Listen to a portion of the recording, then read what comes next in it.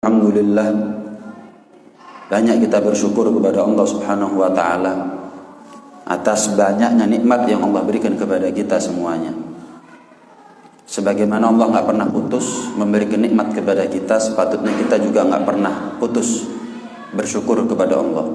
Dan setiap nikmat yang kita syukuri, maka nikmat itu akan awet. Nikmat itu akan abadi dan manfaat bukan hanya di dunia tapi sampai nanti ada di akhirat. Mudah-mudahan nikmat zahir Allah sempurnakan dengan nikmat batin, nikmat dunia Allah sempurnakan dengan nikmat akhirat, nikmat panjang umur, nikmat sehat walafiat Allah sempurnakan dengan nikmat taufik, nikmat hidayah, nikmat husnul khatimah. Amin ya rabbal alamin. Semua orang pasti kepingin masuk surga, tapi enggak semua orang serius kepingin masuk surga. Kepinginnya serius, tapi usahanya enggak serius. Semua orang pasti kepingin masuk surga, tapi enggak semua orang dipilih oleh Allah untuk berhak pantas masuk surga. Maka ibadah, ketaatan, amal soleh itu di satu sisi adalah pembuktian akan keseriusan kita kalau kita ini betul-betul kepingin masuk surga. Dan insya Allah taatnya kita, ibadahnya kita, amal solehnya kita itu adalah tanda bahwa Allah itu memilih kita untuk menjadi penghuni surga. Jadi taatnya kita, amal ibadahnya kita, kesolehan kita itu adalah di satu sisi bukti keseriusan kita, di satu sisi bukti bahwa Allah memilih kita. Kalau Allah nggak milih kita, nggak mungkin Allah takdir kita menjadi orang yang manfaat, menjadi orang yang ahli ibadah, menjadi orang yang taat, banyak amal solehnya. Kalau kita nggak serius kepingin masuk surga, di sisi yang lain kita pun juga nggak akan taat, nggak akan ibadah, nggak akan beramal soleh. Karena itu Allah fardukan berbagai macam kewajiban buat kita untuk membuktikan serius nggak kepingin masuk surga.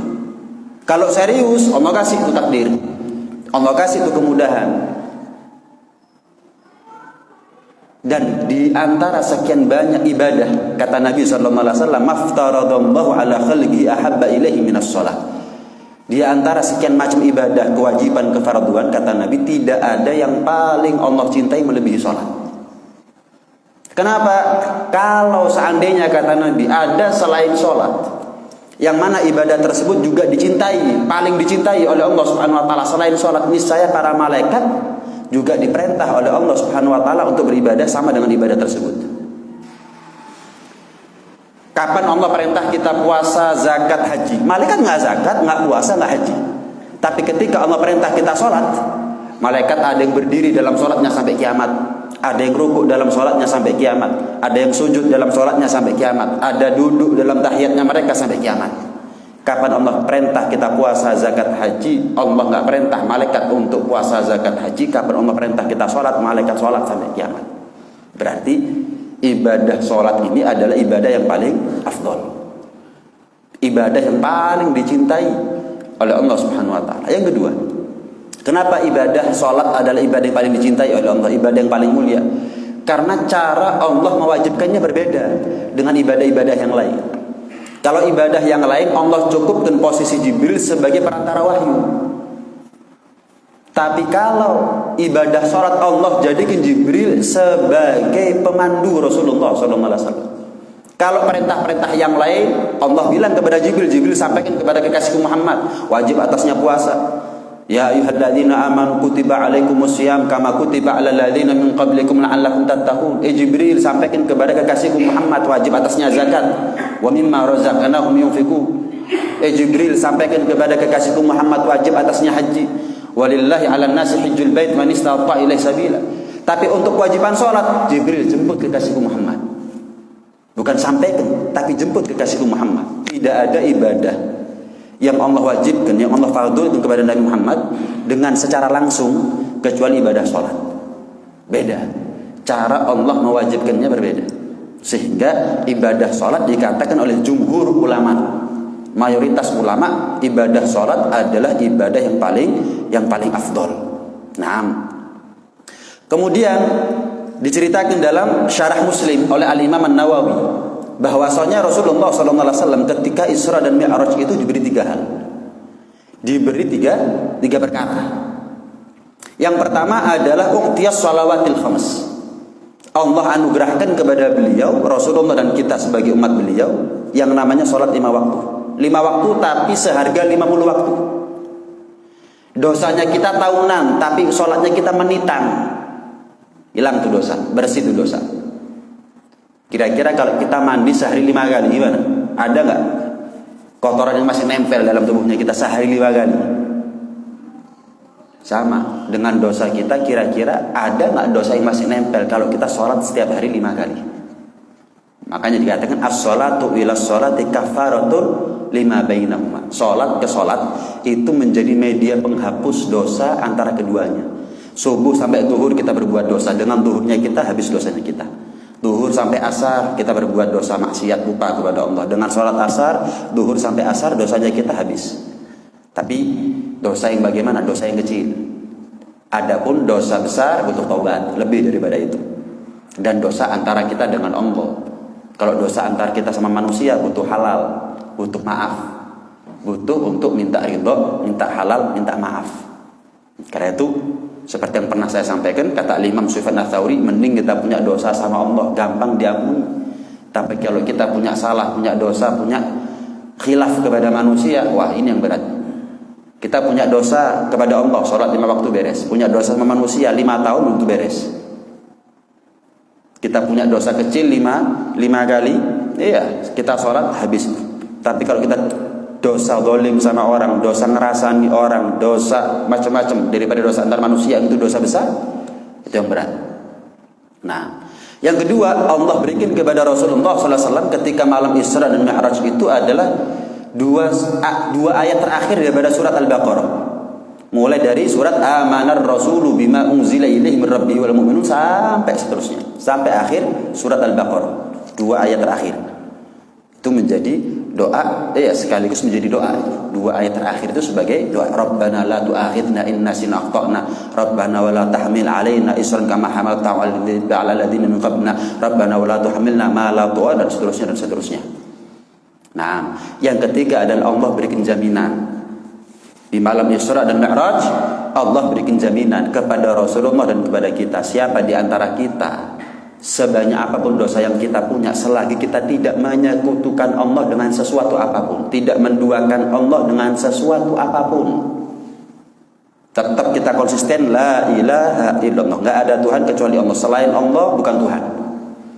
Sebanyak apapun dosa yang kita punya, kalaupun dosa itu nggak jadi dosa yang diampuni oleh Allah, sehingga dia nanti di akhirat masuk neraka, nggak selamanya dia masuk neraka, cepat atau lambat dia akan mentas dari neraka masuk ke dalam surga.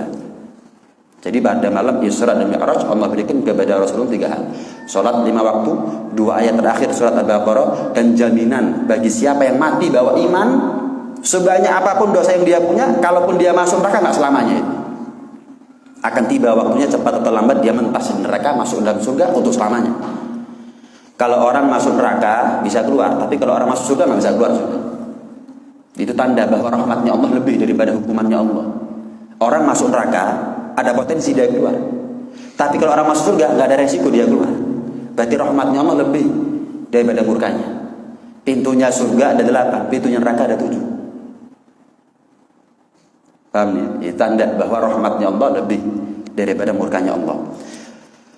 Dikatakan oleh sebagian ulama bahwa Rasulullah SAW ketika beliau Mi'raj berjumpa dengan Allah Subhanahu wa taala, beliau merasakan kenikmatan yang luar biasa saat itu. Ya jelas, untuk pertama kalinya beliau berjumpa dengan Allah Subhanahu wa taala secara langsung tanpa perantara. Termasuk rahasia yang paling rahasia di dalam Islam itu adalah bagaimana dalam tanda kutip kedekatan antara Allah dan Rasulullah saat itu. Itu rahasia paling rahasia dalam Islam. Kenapa? Siapa yang tahu? Kecuali Allah dan Rasulullah sendiri. Bahkan para ulama sehebat apapun ilmunya mereka, para wali sehebat apapun magam kewilayahan mereka, nggak ada di antara mereka para ulama, para wali yang mau melancangi untuk menggambarkan secara real bagaimana kedekatan hubungan antara Allah dengan Rasulullah saat itu, saat perjumpaan itu. Makanya saya kasih tanda kutip kedekatan, karena kalau dikatakan dekat seolah-olah ada jarak. Kita nggak berani ngomong ada jarak. Kalau ada jarak berarti Allah butuh tempat dong. Sementara Allah mustahil sama dengan makhluknya. Kalau Rasulullah butuh tempat, iya. Rasulullah butuh Sidratul Muntaha, iya, untuk berjumpa dengan Allah. Tapi bukan berarti Allah ada di Sidratul Muntaha. Rasulullah di Sidratul Muntaha, tapi bukan berarti Allah ada di Sidratul Muntaha. Ibarat gini dah, misal di sini ada mangkok isinya air. kelihatan lampu. Cahaya lampu bayang-bayangnya kelihatan. Apakah berarti kita katakan lampu itu ada di bawah? Ya nggak bisa dong. Walaupun kelihatan. Rasulullah di Sidratul Muntaha, tapi bukan berarti Allah di Sidratul Muntaha. Makanya saya kasih tanda kutip kedekatan antara Allah dan Rasulullah saat berjumpa itu bagaimana? Wallahu a'lam. Kenapa kok pakai tanda kutip? Ya kedekatan butuh kepada tempat. Rasulullah iya makhluk butuh kepada tempat, butuh kepada kendaraan yang namanya buraq, butuh kepada waktu, terikat sama yang namanya waktu. Subhanalladzi asra bi 'abdihi lailan. Tapi kalau Allah nggak butuh kepada waktu, waktu itu makhluk kok. Lah kalau Allah butuh kepada waktu, sebelum ada waktu Allah di mana? Atau Allah berada dalam keadaan bagaimana? Allah nggak butuh kepada tempat. Lah kalau Allah butuh kepada tempat, saya mau tanya, ketika belum ada tempat, belum ada arsy misalkan, belum ada kursi misalkan, belum ada segala sesuatu, Allah di mana? Bagaimana? Nggak bisa dong. Laisa kamitslihi syai'un wa huwas samiul basir. Syai'un itu nakirah bukan ma'rifat. Laisa kamitslihi syai'un, enggak ada alif lamnya. Syai'un nakirah umum, enggak ada satupun selain Allah yang serupa dengan Allah Subhanahu wa taala. Enggak ada. Bukan berarti sebagian sesuatu itu ada yang sama dengan Allah, sebagian yang lain ada yang enggak sama dengan Allah. Enggak bisa. Kenapa? Karena Allah berfirman dengan kalimat nakirah. Dalam ilmu nahwu, nakir itu maknanya umum. Apapun, nggak ada yang sama dengan Allah. Tuh. Apapun. Sehebat-hebatnya Rasulullah, ketika Rasulullah butuh kepada Sidratul Muntaha, butuh kepada waktu, butuh kepada kendaraan. Allah nggak butuh waktu, Allah nggak butuh kendaraan, Allah nggak butuh tempat. Nah itu rahasia, paling rahasia. Siapa ulama yang bisa menggambarkan bagaimana kedekatan antara Allah dan Rasulullah? Ada.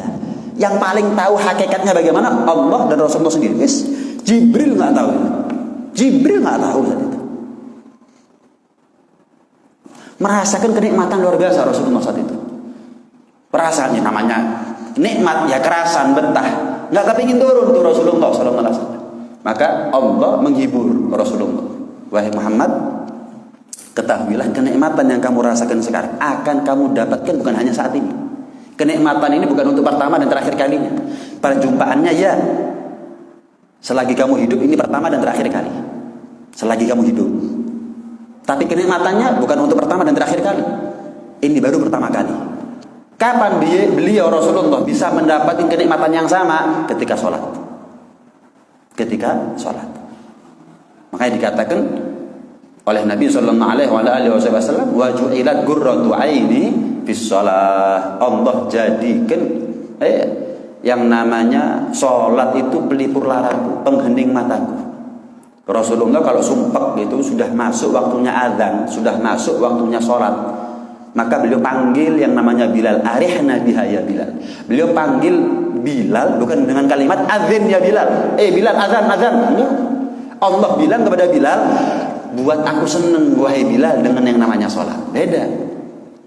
Segerakan azan tapi dengan kalimat buat aku seneng, arihna biha ya Bilal. Bukan azan Bilal, enggak. Buat aku senang dengan sholat yang wahai Bilal. Artinya apa? Itu perintah secara langsung dari Rasulullah kepada Bilal untuk azan. Makanya dikatakan dalam satu hadis, as-shalah mi'rajul mu'min.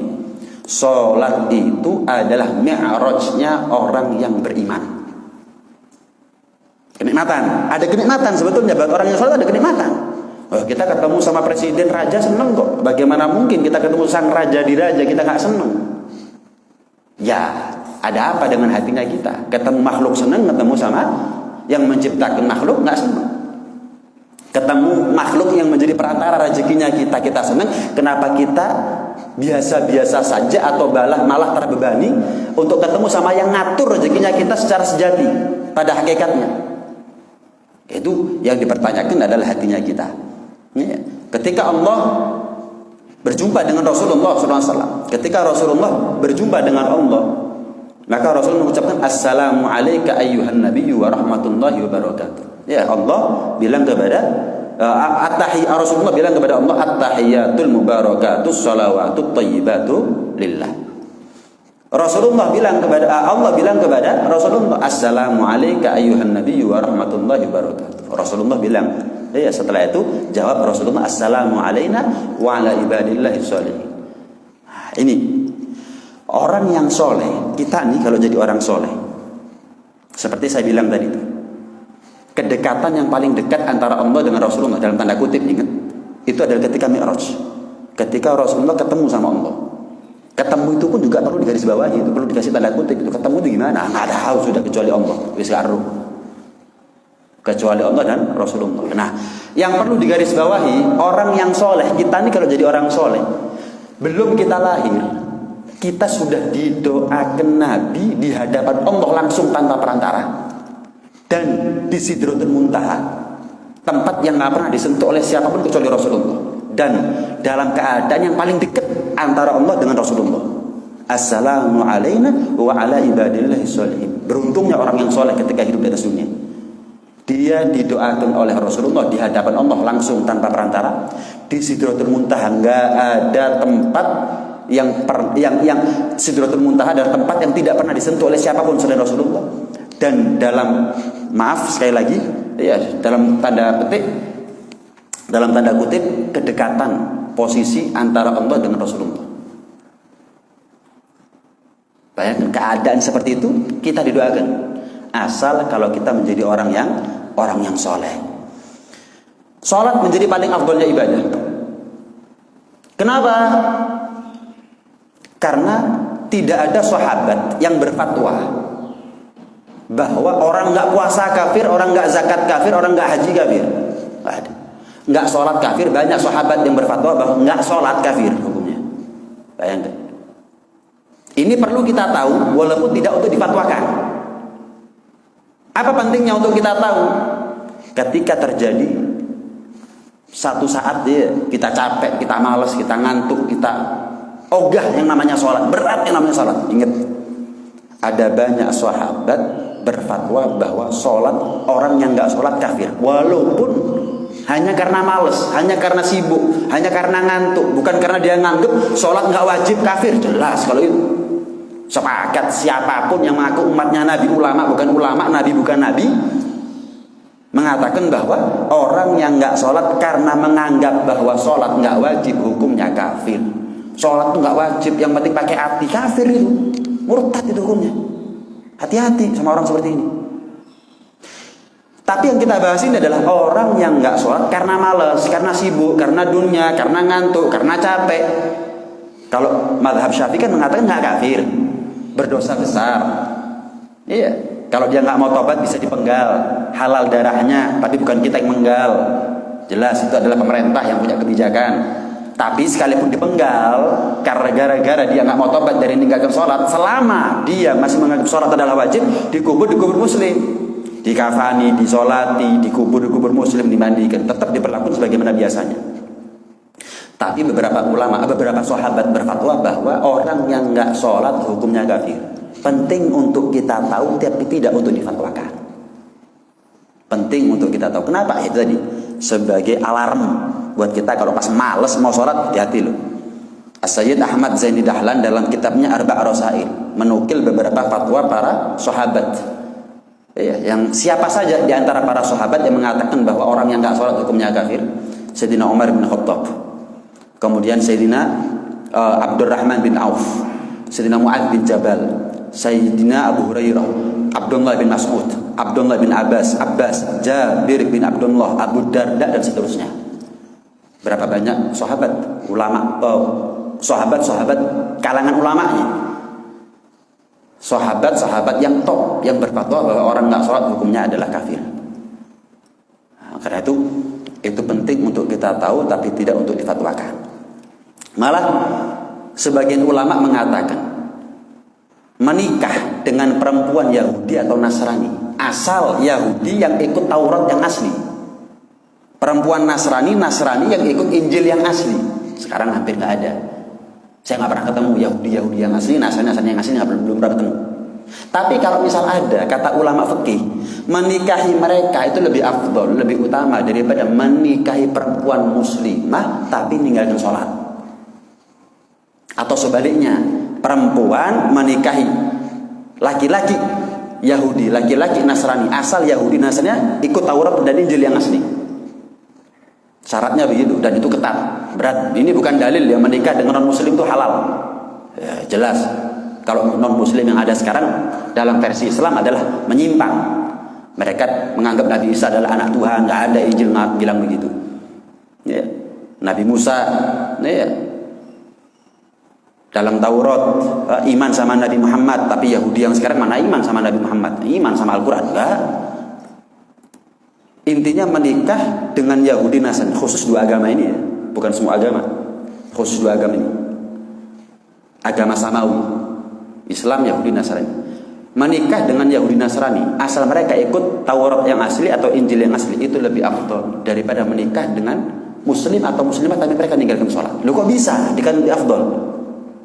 Karena menikah dengan laki-laki atau perempuan Yahudi Nasrani yang berpegang teguh kepada Taurat dan Injil yang asli, sepakat 4 mazhab mengatakan sah. Tapi kalau kita menikah dengan laki atau perempuan yang dia meninggalkan sholat, Imam Ahmad bin Hanbal mengatakan rusak nikahnya. Terjadinya hubungan badan setelah itu adalah zina. Dalam mazhab Hambali. Kalau kita mazhabnya Syafi'i, alhamdulillah untungnya nggak sampai segitu. Kalau kita mazhabnya Hambali, ini anak banyak anak zina semuanya. Kenapa? Nggak cuma lakinya tok, nggak cuma perempuannya tok. Sak bojo kadang-kadang nggak sholat kabeh. Terjadi hubungan badan, lahir anaknya, anak zina dalam mazhab Hambali. Ayo coba. Bayangkan, nggak ada mazhab Hambali mengatakan yang nggak puasa rusak nikahnya, yang nggak zakat, nggak haji rusak nikahnya, nggak ada. Sholat. Jadi jangan pernah ngeremehkan sholat. Ya. Pernah juga diceritakan ada pembesar Quraisy datang kepada Rasulullah Sallallahu Alaihi Wasallam. Datang kepada Rasulullah. Mereka mengenakan diri. Wahai Muhammad, belum iman. Wahai Muhammad, kami ini pembesar Quraisy. Ini dari kaum A, ini dari kaum B, dari kaum C, dari kaum D, kaum E. Kami ini punya keluarga, kami ini punya kaum, punya masa. Kami siap, keluarga kami siap, dan kaum kami, masa kami siap untuk ikut agama kamu. Tapi dengan satu syarat, jangan engkau wajibkan kepada kami yang namanya sholat. Kami jamin per detik ini, kami, keluarga kami, kaumnya kami, masanya kami ikut agama kamu, ikut agama Islam. Banyak masanya kamu sekarang. Tapi jangan engkau wajibkan kepadaku yang namanya sholat. Ditolak mentah-mentah sama Nabi. Nggak pakai lobby, nggak pakai nasihat. Langsung la khaira fi dinin la ruku'a fihi. Ditolak mentah-mentah tapi caranya halus. Kalau kita kan nolak mentah-mentah tapi kasar. Kalau Rasul menolak tegas tapi halus. Tidak ada baiknya suatu agama yang nggak ada rukuknya di situ. Langsung, loh kami ini pembesar Quraisy. Nabi nggak peduli dengan itu semuanya. Ditolak, nggak pakai lobby, nggak pakai nasihat. Di kemudian hari datanglah seorang pemuda kafir sendirian, bukan siapa-siapa, bukan tokoh, bukan penggede, bukan pembesar, bukan siapa-siapa. Datang sendiri, nggak punya siapa-siapa dan bukan siapa-siapa. Datang kepada Rasulullah, belum iman. Muhammad, aku siap ikut agama kamu, tapi dengan satu syarat, jangan haramkan bagiku yang namanya zina. Dilobi sama Nabi, diajak berpikir sama Nabi, dinasehati sama Nabi. Fulan, kira-kira ridho enggak kamu kalau ibunya kamu dizinai orang? Enggak wahai Muhammad. Ya berarti jangan-jangan selama ini kamu zina sama ibunya orang. Wahai pemuda, apakah kamu ridho kalau istrinya kamu atau anak perempuannya kamu atau saudara perempuannya kamu dizinai sama orang? Enggak. Ya berarti jangan-jangan selama ini kamu zina dengan perempuan. Mungkin dia ibu, mungkin dia adalah anak perempuan, mungkin adalah saudara perempuan atau istrinya orang. Kalau kamu nggak mau dirusak keluarganya kamu, jangan rusak keluarganya orang. Dirusak dadanya ini pemuda oleh Nabi SAW, hilang pikiran kotorannya, masuk Islam tanpa syarat. Masuk Islam yang kafah. Udkhulu fis silmi kafah, masuk Islam kafah. Beda kan responnya Nabi. Kalau tadi nggak mau sholat, tolak mentah-mentah. Badal pembesar, nggak pakai lobby, nggak pakai nasihat, nggak pakai doa, nggak ada. Nggak ada baiknya suatu agama yang nggak ada rukuknya, tolak. Pemuda syahwat, nafsu, didoakan sama Nabi, dilobi sama Nabi, dinasihati sama Nabi, diajak mikir sama Nabi. Sehingga dari sini para sahabat berpendapat orang meninggalkan sholat kafir. Sebagian sahabat, kita nggak bisa mengatakan pendapat mereka salah, tapi itu penting untuk kita tahu. walaupun tidak untuk difatwakan. Dari situ juga bisa diambil pelajaran, orang yang nggak mau sholat itu susah menerima ajakan kebaikan. Karena sifatnya orang yang nggak mau sholat itu sama dengan sifatnya iblis. Iblis nggak mau sujud kepada Nabi Adam. Orang yang nggak mau sholat lebih parah daripada iblis. Kenapa nggak mau sujud kepada Tuhannya Nabi Adam?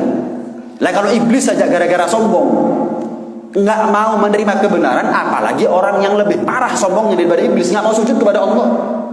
Sombong. Orang sombong itu ghamtun nas wa batarul haq.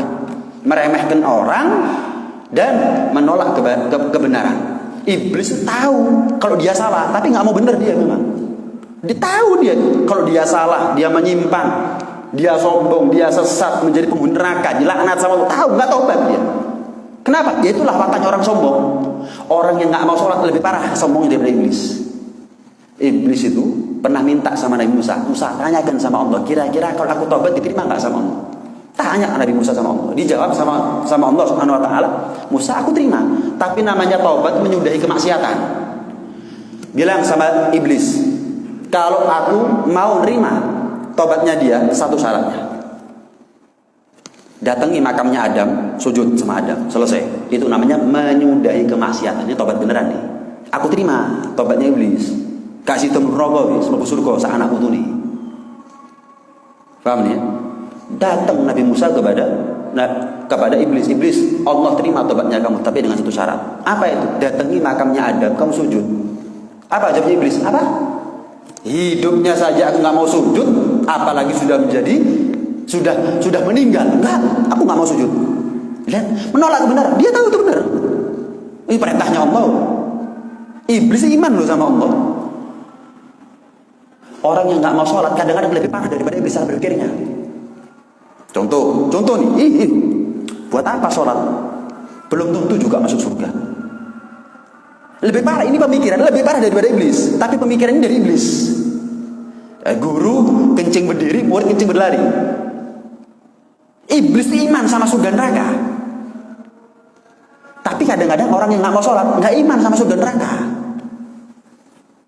Kenapa sholat? Khayalan itu semuanya. Siksa kubur, siksa akhirat. Nggak ada, hidup itu selesai, mati mari. Ada juga di antara orang yang nggak mau sholat dengan mengatakan, buat apa saya sholat? Nanti saya sholat masuk neraka. Ya kalau begitu saya nggak sholat. Kalau ternyata tidak menjamin, loh memang tugasnya kita bukan untuk menjamin. Jaminan itu tugasnya Allah Subhanahu Wa Taala, ranahnya Allah. Saya mau tanya sekarang, kamu nggak mau sholat karena kamu belum tentu masuk surga. Saya mau tanya, kenapa kamu balik kerja belum tentu kaya? Ya kerja itu untuk memperbesar potensi kaya, sukses. Ya sudah, sholat juga begitu, memperbesar potensi kamu selamat nanti di akhirat. Keputusannya Allah. Kamu kerja kalau Allah nggak takdir kaya, nggak kaya. Kamu sholat model gimana kalau Allah takdir kamu masuk neraka? Kenapa? Karena hakikatnya kita punya utang sama Allah. Sujudnya kita, rukuknya kita nggak melunasi utangnya kita sama Allah. Kok mau minta surga? Misal nih kita sujud, rukuk sampai sujud sampai sujud, rukuk sampai bungkuk, ngadeg sholat sampai mati. Kira-kira utang nikmatnya Allah kepada kita lunas? Enggak. Terus minta surga gitu kita, minta jaminan masuk surga. Yang tahu diri dong. Utang nggak lunas kok minta bonus. Tapi Allah jamin. Sujud nggak harus sampai benjut, hitungan detik sujudnya kita, rukuknya kita nggak harus sampai buku, hitungan detik. Berdirinya kita mungkin 1 menit. Allah jamin, dianggap lunas utangnya kita. Udah gitu dikasih surga. Lah kok ada orang, buat apa saya sholat belum tentu masuk surga? Ya apa sih? Lah kamu minta, kamu yang ngatur Allah kan? Maunya kamu ini kamu yang jadi Tuhan begitu kan? Allah nurut apa katanya kamu? Ya nggak begitu. Bosnya kamu aja nggak berani kamu atur kok. Kok kamu mau ngatur Allah Subhanahu Wa Taala? Ayo coba, ada bawahan berani ngatur atasan, nggak dipecat? Nah, bukan begitu cara mainnya. Cara mainnya adalah kamu kerja memperbesar kamu potensi untuk sukses di dunia. Kamu sholat memperbesar potensi untuk sukses di akhirat. Selesai. Keputusannya bagaimana? Urusannya Allah. Kalau ada orang sholat masuk neraka, sholat tapi masuk neraka, Allah nggak boleh. Kenapa? Utangnya belum lunas. Tapi Allah anggap sholat tuh wis. 17 rakaat, anggap 1 rakaat 2 menit. Berarti total 34 menit. Dari usia selama 24 jam 1440 menit. 17 rakaat dibagi 5, dianggap lunas sama Allah, dikasih surga. Lah kalau ada orang enggak sholat, sing kerja guru mesti sugih, gak kerja kepengin sugih apa? Yang sholat belum itu selamat, enggak sholat sekalian ditambah enggak selamat. Bukan begitu cara main. Ini cara berpikir seperti ini lebih parah daripada iblis. Iblis tuh mau sujud kepada Allah, bukan nggak mau. Iman sama Allah, iman sama surga neraka. Cuman iblis tuh nggak mau sujud kepada makhluk Nabi Adam, karena merasa lebih baik daripada Nabi Adam. Lah kalau orang nggak sholat lebih parah daripada iblis. Nggak iman sama Allah. Buat apa saya sholat kalau belum tentu saya masuk surga? Maunya ngatur Allah, iblis nggak berani ngatur Allah. Itu bedanya iblis sama muridnya iblis. Muridnya iblis lebih parah daripada iblis itu. Fir'aun itu ngaku Tuhan, iblis nggak pernah ngaku Tuhan. Memang iblis begitu. Iblis begitu, menciptakan kader yang lebih daripada dia. Bukan standar, lebih sesat, lebih menyimpang daripada iblisnya sendiri. Kadang-kadang orang nggak sholat, ditanya kenapa kamu nggak sholat? Ya buat apa saya sholat? Sholat nggak jamin saya kaya. Tuh tetangga saya ada, nggak sholat kaya. Ya, saya bilang, saya punya teman, saya punya tetangga kafir, sugih, kafir bisa. Kepingin ru. Terus kamu nggak sholat kaya. Terus kamu kafir kaya. Buat apa saya sholat? Saya punya teman, tetangga kata dia, nggak sholat juga kaya. Coba kamu nggak sholat, wis kepingin ru sugih apa gambar gunawan? Memangnya gara-gara nggak sholat kaya? Saya punya teman kafir kaya, kafir bisa, sugih kok gak marimu. Salah wis kafir gak sholat melarat marimu. Allah nggak jamin sholat kaya. Kalau sholat kaya, semua orang sholat. Masuk masjid punya utang, keluar lunas utangnya, sholat semuanya, nggak ada yang kafir. Tapi Allah, memang Allah nggak jamin sholat kaya, tapi Allah jamin sholat umurnya manfaat. Lebih penting dari ibadah kaya. Salat rumah tanggamu sakinah mawaddah warahmah. Wa may yattaqillah yaj'al lahu makhraja wa yarzuqhu min haitsu la yahtasib. Ada masalah, ada jalan keluar. Allah kasih rezeki dari arah yang tidak kamu sangka-sangka. Bukan berarti rezeki yang tidak disangka-sangka kemudian maunya kita. Kalau maunya kita berarti rezeki yang disangka-sangka, itu namanya. Rezeki yang tidak kita sangka-sangka, kepingin 100 juta dapatnya 10 juta, enggak disangka-sangka. Tapi ada kalanya kita kepingin 10 juta dapatnya 100 juta, enggak disangka-sangka. Karena Allah yang berhak ngatur, bukan kita yang ngatur. Bukan mentang-mentang kita taat, seolah-olah Allah punya utang sama kita. Utangnya kita sama Allah nggak lunas gara-gara ibadahnya kita. Yang tahu diri. Makanya Nabi itu sholat sampai kakinya bengkak. Ditanya, ya Rasulullah, kata Siti Aisyah, kenapa engkau sholat? Allah wajibnya cuma 17 rakaat. Kok sholat sampai kakinya bengkak? Ini kenapa? Syukur sama Allah. Afala aku abdan syakur. Syukur saya ini begini Aisyah karena syukur sama Allah. Saya merasa nggak pantas sekian banyak nikmat yang Allah berikan kepada saya sholatnya cuma 17 rakaat, hitungan menit. Kita nih, itu Nabi nggak pernah maksiat. Kita ini loh, maksiatnya jam-jaman, sholatnya kita hitungannya menit. Pantas tak? Terus jaluk surga. Beda kapasitas orang ibadah, orang sholat karena merasa wajib, sama kapasitas orang sholat karena merasa syukur. Itu beda. Sholat, ada orang sholat, kenapa kamu sholat? Wajib. Nah, biasanya orang begini, cepet-cepetan sholatnya, terbebani. Pokoknya gugur kewajibannya, selesai formalitas. Mari loh, sholat yuk, mari. Nggak khusyuk, nggak khidmat. Tapi kalau orang kedua ditanya, kenapa kamu sholat? Nggak punya muka saya kalau nggak sholat. Wah, ini kadang-kadang sholatnya hebat nih, kadang-kadang. Kenapa kamu kok sholat? Loh, utangnya saya sama Allah ini banyak. Lah cuma justru 12 rakaat, 17 rakaat enteng. Jadi kalau kita pas malas pikir, ya Allah, nikmat Allah, syukur, terima kasih aja. Nggak tahu, terima kasih tadi. Saya nih loh, kalau ngasih uang ke jenengan sekarang 100 juta sekarang. Wis, setelah itu sampai 20 tahun ke depan saya nggak pernah ngasih apa-apa ke jenengan. Sekarang 100 juta, 100 juta, 100 juta. 20 tahun ke depan saya nggak ngasih apa-apa sama jenengan. Mungkin 20 tahun ke depan saya nggak ketemu lagi sama jenengan. Tapi saya yakin 20 tahun kemudian saya telepon jenengan, saya minta tolong, pasti jenengan datang ke rumah. Masuk infusan udah dalam rumah. Kenapa? Nggak punya muka saya. Kalau saya nggak dimintai tolong, nggak nolong Habib Fahmi. Kenapa? 20 tahun yang lalu Habib Fahmi pernah ngasih saya gerak ini 100 juta. Sekarang saya ditelepon diminta tolong, budal, masuk infusan budal. Kenapa? Nggak punya malu saya. Kalau saya nggak berangkat, malu saya, nggak tahu terima kasih. Lah Allah ngasih kita 1 juta dong.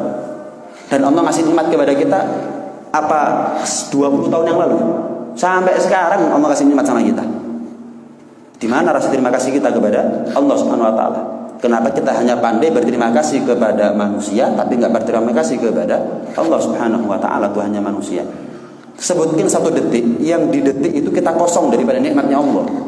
Sebutkan apa yang kita punya yang itu bukan merupakan nikmatnya Allah, murni dari hasilnya kita sendiri. Tak ada. Segitu luasnya nikmat Allah kepada kita. 17 rakaat nggak kelakon. Makanya aulia mereka sholat nggak cuma 17 rakaat dong. Sunnah-sunnahnya hebat mereka. Kenapa? Mereka merasa nggak pantas. Nggak pantas. Ibarat orang nyalur utang, ya utang bayar. Tapi ada tambahan sebagai wujud terima kasih kepada Allah, itu beda. Kenapa kalau kamu bayar utang? Ya saya punya utang, berapa utangnya 1 juta, kasih 1 juta, selesai. Mungkin dia ngasih dengan terpaksa, beban. Kenapa? Saking diutang, coba gak diutang. Tapi orang kalau punya utang dan merasa berterima kasih, dia bayar utang sambil ngasih hadiah kepada yang utangi. Kenapa? Wah, dia sudah nolong saya dan ngasih utang kepada saya. Dia sudah percaya sama saya, ya saya kasih lebih. Bukan riba ya. Kalau riba itu kalau dikasih syarat. Saya ngutangin jenengan tak kasih syarat 10% bunganya. Itu namanya haram. Tapi kalau misal saya utang sama jenengan 100, saya kembalikan 100, cuman sebagai tanda terima kasih saya kasih parcel 2. Ya bukan riba. Saya kasih uang 250.000, setelah itu 100 juta utang, 250.000-nya sebagai hadiah. Ya bukan riba. Pokoknya tidak dijadikan kebiasaan bagi yang menghutangi. Ya. Sekedar kebaikan aja, rasa terima kasih, nggak apa-apa. Orang-orang soleh begitu, para anbiya, para aulia, sholatnya syukur karena mereka merasa nggak pantas kalau saya sholat cuma yang wajibnya tok. Sementara Allah kasih nikmat kepada saya lebih-lebih, maka sholatnya saya pun juga harus lebih-lebih. Nah, ya. Kemudian saya tambahin sedikit, sholat itu adalah ibadah yang pertama kali dihisab oleh Allah Subhanahu Wa Taala. Sholat itu ibadah yang pertama kali dihisab. Kadang-kadang ada orang puasa Ramadan tapi nggak sholat. Puasa tapi nggak sholat. Ada banyak itu. Haji tapi nggak sholat. Duit-duit bukan haji. Tapi sehari-hari bolong-bolong sholatnya. Zakat fitrah, zakat. Atas ini 3 kilo, 2,5 kilo. Tapi sehari-hari jangan berjamaah sholat enggak. Ini percuma. Sama seperti orang punya isi tapi nggak punya wadah. Punya isi tapi nggak ada wadahnya. Sholat itu wadahnya. Kita menghadap kepada Allah butuh bekal, butuh wadah. Sholat itu yang pertama kali ditanya oleh Allah Subhanahu Wa Taala. Awwalu ma yuhasabu bihil abdu yaumal qiyamah as-sholat. Jadi kalau ada orang puasa, zakat, haji tapi nggak sholat percuma. Kenapa? Yang pertama kali ditanya bukan puasa, zakat, hajinya, sholatnya yang pertama kali ditanya. Jadi kita sebagai orang tua, kalau zakat kita ngasih zakat anaknya kita. Kalau haji mungkin kita ajak, umroh kita ajak. Puasa kita perintah, ayo puasa latihan, puasa kalau enggak kuat ya sampai puasa beduk, kalau kuat sampai maghrib. Tapi sholat nggak pernah kita ajak, subuhnya, zuhurnya, asarnya, maghribnya, isyanya. Ya berarti percuma. Punya wadah tapi nggak ada isi, percuma, kosong. Ada isi tapi nggak ada wadahnya, mau dibawa pakai apa menghadap kepada Allah Subhanahu Wa Taala. Awwalu ma yuhasabu bihil abdu yaumal qiyamah as-shalah. Dan satu-satunya ibadah dikatakan tanha anil fahsya wal munkar adalah sholat. Bukan yang lain. Walaupun ibadah yang lain pasti ada manfaat, tapi manfaatnya nggak sampai tanha anil fahsya wal munkar. Makanya dikatakan oleh Imam Al-Haddad, orang itu kalau meninggalkan sholat resikonya su'ul khotimah. Masih poso, masih zakat, masih haji. Bukan orang kalau nggak puasa, nggak zakat, nggak haji resiko su'ul khotimah, enggak. Kata Imam Haddad, resiko yang terbesar buat orang yang resiko terbesar su'ul khotimah itu bukan karena nggak puasa, nggak zakat, nggak haji, nggak sholat. Sebaliknya, resiko orang itu meninggal su'ul khotimah gara-gara sholatnya. Pernah terjadi di zaman Nabi SAW. Ada satu orang umatnya Nabi, sholat 5 waktu di belakang Nabi, bayangin. Tapi kalau malam minum khamr. Sholat 5 waktu bersama Nabi, tapi kalau malam minum khamr. Satu sahabat madul, ya Rasulullah, gimana fulan ini? Fulan ini sholat di belakang Anda 5 waktu nggak pernah absen, tapi kalau malam juga nggak pernah absen minum khamr. Apa kata Nabi? Sholatnya itu yang akan buat dia tobat pada suatu saat. Jadi kalau selagi kita ini loh, Kita ini sholat 5 waktu, bahkan berjamaah di masjid, luar biasa, masya Allah. Tapi sholatnya, maksiatnya kita, ya top-topan. Mata maksiat, mulut maksiat, telinga maksiat, hati maksiat, pikiran maksiat, semuanya maksiat. Tapi selagi kita sholat, masih ada harapan kita nyusul khotimah. Tapi kita puasa, zakat, haji, loman sana, loman sini, bagi sana, bagi sini, nolong sana, nolong sini. Tapi nggak sholat. Resikonya kita kepada husnul khotimah lebih besar daripada potensi kita husnul khotimah. Tapi sholat kita, potensi kita, sholat tapi masih banyak maksiat seperti kita. Sholat, tapi masih maksiat seperti kita. Maka sholatnya kita ini, potensi untuk husnul khotimah lebih besar daripada maksiatnya kita terhadap resiko husnul khotimah. Sebaliknya, kalau ada orang baik tapi nggak sholat, puasa, kelakon, zakat, haji, kelakon, baik, bukan orang jahat, baik, tapi nggak sholat, resikonya dia gara-gara nggak sholat husnul khotimah lebih besar dari kebaikannya dia untuk memperbesar potensinya dia husnul khotimah. Kenapa? Sholat yang paling penting. Sholat yang paling penting. Saya pernah diundang Isra Mi'raj beberapa tahun yang lalu. Saya tunggu sholat kecil di Jalan Bumiayu. Takmirnya bilang, Bib, ini Bib yang hadir nih, Bib. Setiap hari yang sholat di sini, Bib. Berarti masya Allah ya banyak, Bib. Cuman setiap sore sabung ayam, Bib. Imamnya sak jamaahnya, Bib. Tapi kalau maghrib, mari semuanya sholat, Bib. Isya. Lah saya ini bingung, Bib. Mau ngelarang sabung ayam, mereka masya Allah, Bib, sama masjid. Jadi imam. Saya ini bingung, Bib. Mbok ya tolong, Bib, nanti ceramahnya disinggung masalah itu kon. Alamat mulai kadek seneng aku. Berubah sudah materi ceramahnya saya, alamat wis. Memang ceramah, ya dakwah ya begitu ya. Qulil haq walau kana murra, sampaikan yang hak walau itu pahit. Ya nasihat kadang-kadang seperti obat merah, kalau pas kena lukanya ya sakit, tapi untuk menyembuhkan. Ya sampaikan aja sudah. Saya teringat nasihatnya Al-Habib Idrus bin Umar Al-Habsyi. Enggak semua sholat tanha anil fahsya wal munkar. Kenapa? Karena Allah berfirman, innas sholata tanha anil fahsya wal munkar. As-sholat ada alif lamnya di situ. Berarti enggak bersifat umum dong. Enggak bersifat umum, ma'rifat. Ma'rifat itu spesifik. Sholat yang gimana dulu yang tanha anil fahsya wal munkar. Enggak semua sholat tahu-tahu tanha anil fahsya wal munkar. Ya saya nggak jemput sabung ayam itu, cuma saya kasih contoh yang kadang-kadang ada, Pak, masya Allah di masjid sholat, masya Allah begini, tapi malam minum khamr, ya nanti judi, ada, Pak, ya satu kampung kan di sini, saya bilang begitu waktu itu, guyu-guyu kecut gak ada, guys, biarkan sudah. Ya, kalau saya ngomong sabung ayam, nyerang berarti ngecap perang aja ceramah. Kadang-kadang orang berpikirnya begitu, ya cuma disampaikan aja. Tapi yang penting poinnya dapat mereka sudah. Kenapa sholatnya belum beres? Tapi perlu kita mati bisa. Selagi sholat, poin husnul khotimahnya lebih besar. Tapi bukan berarti gara-gara sholat halal haramnya. Oh, selagi sholat berarti minum khamr gak apa-apa. Bukan begitu. Oh, selagi sholat pokoknya judi sabung ayam gak apa-apa. Pokoknya sholat. Bukan begitu. Bukan begitu. Kemaksiatan itu ada resiko. Ibadah itu ada potensi. Selagi ibadah itu namanya sholat masih besar potensi daripada resikonya. Kemaksiatan ada resiko, ibadah itu ada potensi. Selagi ibadah itu yang dinamakan dengan sholat, maka potensinya lebih besar daripada resiko. Tapi tetap resiko loh ini. Tetap resiko loh, nggak jamin loh, hati-hati loh. Kapan sholat nggak mati, kapan sabung ayam mati. Diuber polisi Melayu, kolang kabut, ketabrak truk mati. Hati-hati, ada resiko seperti itu juga. Jadi intinya nggak ada ibadah seperti sholat. Keafdoliyahannya seperti sholat enggak ada. Itu orang yang enggak sholat mengandung kebacut hadirin. Mengandung kebacut, kenemenan, enggak tahu terima kasih, enggak punya muka, enggak tahu malu kepada Allah Subhanahu wa taala. Cuma dikasih nikmat, enggak kurang-kurang, sholat cuma hitungan menit, maksiat akeh, resiko husnul khotimah tipis, potensi husnul khotimah gede untuk surga. Enggak gelem sholat ya kebacut. Dia salah pilih jalan berarti memang. Kadang-kadang kalimat seperti itu perlu keras, yang penting nggak kasar. Kebacut kan agak kasar ya, agak keras, tapi nggak apa-apa, karena memang orang yang nggak salah itu kebacut. Kenapa? Iblis saja kalau suruh sujud sama Allah nurut. Iblis enggak, kemaksiatannya iblis bukan sombong kepada Allah, sombong kepada Adam. Orang yang nggak salat sombong kepada Allah. Ada yang lebih kebacut daripada orang yang lebih sombong daripada iblis? Ada.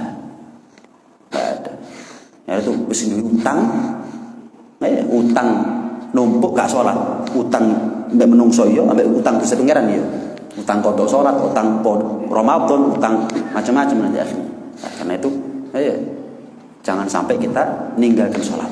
Ini penting untuk disampaikan karena pasti namanya manusia pasang surut, kadang-kadang pas malas, pas ngantuk, pas capek, pas ini, pas itu kita kepikiran, oh iya, tentang bagaimana keutamaan daripada sholat 5 waktu. Karena itu mudah-mudahan ya Allah kasih kita keistiqomahan, kekuatan iman untuk bisa melaksanakan sholat 5 waktu. Rabbi ij'alni muqimas shalah wa min dzurriyyati rabbana wa taqabbal du'a. Itu juga menjadi dalil itu. Kenapa Nabi Ibrahim kok mengatakan wa muqimas shalah? Rabbi ij'alni muqimas shalah. Kok bukan mu'tuz zakat?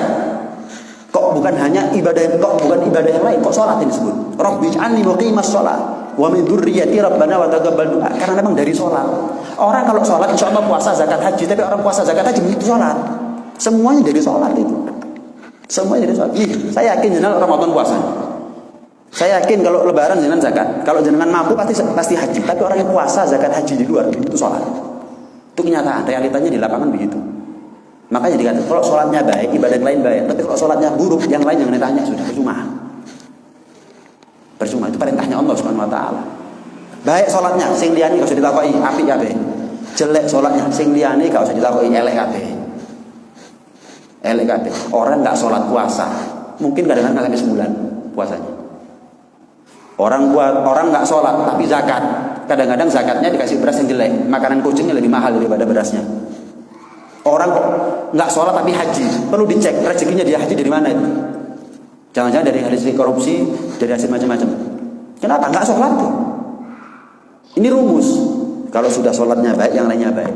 Kok enggak sholat tapi puasa, zakat, haji enggak baik? Makanya ditanya nanti di akhirat. Enggak ditanya. Yang pertama kali ditanya adalah sholatnya kita. Itu mudah-mudahan Rabbi ij'alni muqimas shalah wa min dzurriyyati rabbana wa taqabbal du'a. Kita, keluarga kita, anak, cucu, keturunan kita sampai kiamat semuanya ahli sholat 5 waktu. Mudah-mudahan kumpul dunia akhirat dalam keadaan bahagia, dalam keadaan senang. Mudah-mudahan Allah ridha kepada kita, Allah menghalalkan segala kemaksiatan kita, dan mudah-mudahan setiap salam dari sholat berakhir pula dengan dosa-dosanya kita. Amin ya rabbal alamin. Rabbana anfa'na bima 'allamtana, rabbi 'allimna alladhi yanfa'una, rabbi faqihna wa faqih ahlana wa qarabatin lana fi dinina ma'al kutri untha wa dzakar, rabbi wafiqna wa fiqhum lima tartadi qawlan wa fi'lan karama wa rizqil kulla halalan daima wa akhil atriya ulama nahdha bil khair fa kulla syar, rabbana sulih lana kulla syu'un